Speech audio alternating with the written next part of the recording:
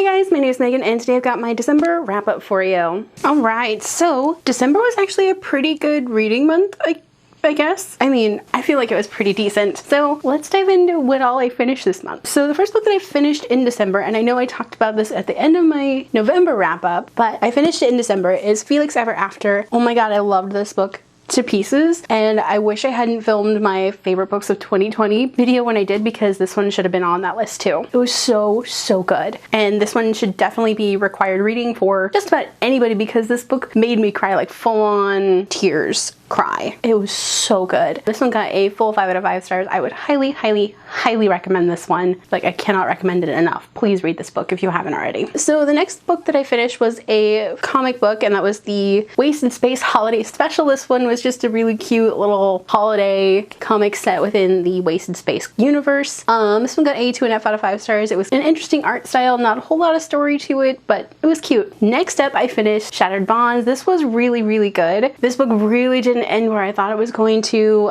There was a whole lot of stuff going on, but I don't want to get into that because, you know, spoilers, as this is book 13 in the series. But oh boy, this one. And there was a whole lot of stuff about Janie's past and a whole lot about her future, and just there's so many different things that are going on in this book that I really cannot wait to explore in future books. So this one got a solid 4 out of 5 stars. Okay, so the next book that I finished in December was Peppermint Kisses. This was really cute, kind of, and really fluffy, but also, like, it didn't have a whole lot of plot to it, but I also really didn't miss it that much. And I really liked the best friends to lovers trope in it, and I loved the mutual pining. It's just so cute. It's very, if you're into fan fiction, those kind of tropes, this is definitely one to read. Also, please check out the warnings for this book before you dive into it, because I know some of the other tropes in this are not for everybody. This one got a solid 3.5 out of 5 stars. Okay, so the next book that I read was Christmas with the Guy Next Door. I DNF'd this one at 25% because this book was just kind of no.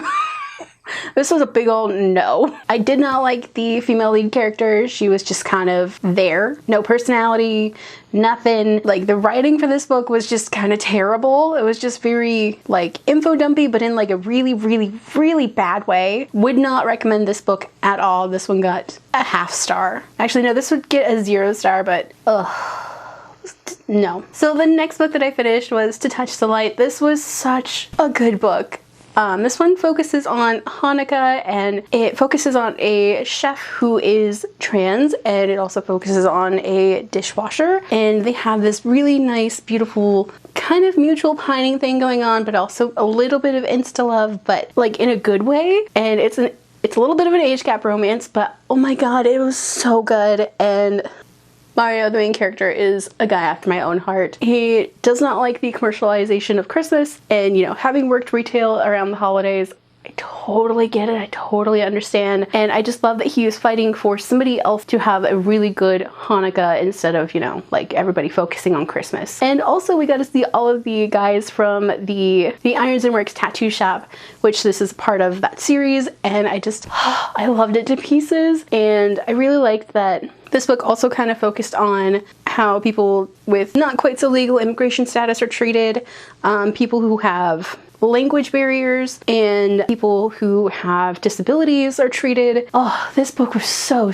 good. Now, the only thing that I wish was different about this book was that it was longer, because I loved these two characters and they're just so good together. And this one got a solid 4 out of 5 stars. Highly recommend this book. Okay, so next up, the book I tried to read along with To Touch the Light was In Other Lands. So this one, I got to page 21, but I really wasn't feeling it because this is a very dense book. It's almost 500 pages of fantasy, and my brain just was not up to processing 500 pages of fantasy at the moment, so I DNF'd it for now. I will pick this up eventually, probably next summer, to be honest, because this seems more like a summer kind of book. Okay, so the next book that I finished was my graphic novel that I had planned for this month, which was Fence Volume 3. I loved this to pieces. I loved seeing all of the guys interact and seeing them fence and their matches, and like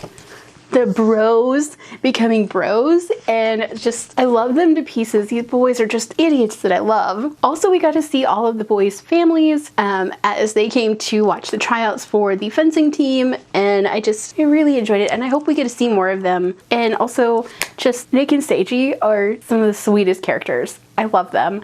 And I love that they're just kind of idiots in love. This one got a solid 4 to 5 stars. Okay, so the next book that I finished this month was The Sunken Mall. This is the Tarot Sequence 1.5. So this is the novella between The Last Sun and Hangman, and it was so good. This is like the Christmassy solstice kind of thing that I didn't know I needed. I mean, who thought it was a good idea to let Rune and Brand go Christmas shopping or solstice shopping? They get into so much trouble and I love them for it, and they have such cool adventures. But this book I loved to pieces because we got to see Rune and Max having like a bonding moment, and Quinn is just honestly one of the sweetest characters, and I love him to pieces. And I loved finding out these such cute little facts about him. He's my favorite. And I really can't wait to see how the stuff that came out in this novella affects the future books. And especially I think in The Hanged Man, I know that there's a lot of stuff that comes back around to this novella. And I'm really, really excited to see how that goes. This one got a solid 4 to 5 stars, and I cannot wait to read the next book. Okay, and then we are on to the book that I'm currently reading as of filming this on Christmas Eve, and that is Kingdom of the Wicked. I'm just about 60 pages into this, and I'm really liking it so far. I don't really have an opinion yet. There's a little bit in this that I wish it was a little faster, a little more interesting, other than just her wandering around for a while trying to figure out what happened to her sister. But I'm liking it so far, and I cannot wait to see how Wrath plays into this, because I can already tell I'm gonna like him. That's where I'm at with this one. I'm hoping to have this finished by New Year's Eve. So those are all of the books that I read and attempted to read in December. I'm trying to think if I have a favorite of the month. Honestly, I don't have just like a single favorite book for this month. I mean, Felix Ever After is up there, so is The Sunken Mall, and To Touch the Light. They're all really great books, and I really can't pick between them. So what did you guys read this month? Do you have a favorite book? Let me know down below. If you like this video, don't forget to hit the like button. If you haven't already and would like to, go ahead and hit the subscribe button. And if you want to follow me on social media for more bookish stuff, check out the links down below. Alrighty, bye guys!